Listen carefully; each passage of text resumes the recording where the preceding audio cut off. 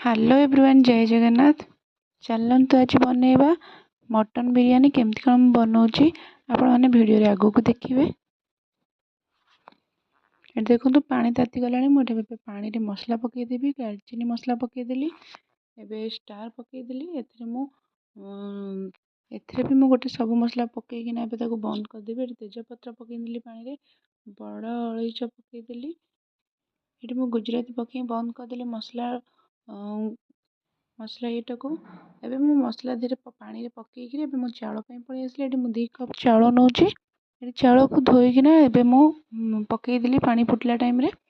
ये तेल लुण पकईकि किस समय गोले देकिना फुटिया छाड़देली। या दरदरा करेंगे, बेसी बेसी भात बॉयल करेंगे। ये देखो मटन कषा होची।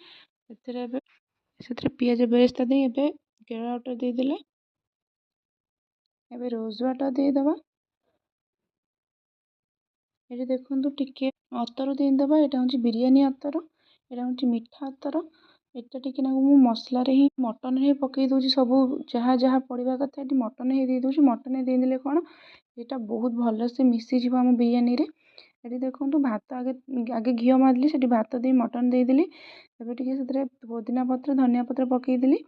एबे टिके पियाज बेरेस्ता देदेली। एबे आउ गोटे कोट करनबा सेमती से प्रोसेस रे।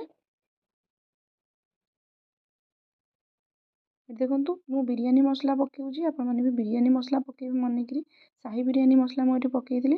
ये लास्ट को लास्ट कोट देकर यहाँ क्षीर दिहर मु केसर पकईली, से लास्ट को ऐड करदेली। घी ऐड कर दूची। बेरेस्ता रे तो आपने देखिए जो प्रोसेस रे मुझे से प्रोसेस रे आपने करेंगे। एमती गोटे फॉइल रे घोड़े देकिना किस समय बसई 15 मिनट बसई सारापर आपको एमती देखो मुझे काढ़ीदेली।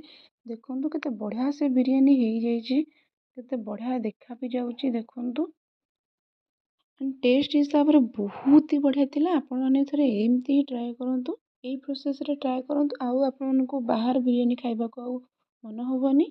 आपण जदि मो बिरियानी रेसिपी भल लगी लाइक करेंगे, कमेंट करेंगे, शेयर करेंगे। जय जगन्नाथ।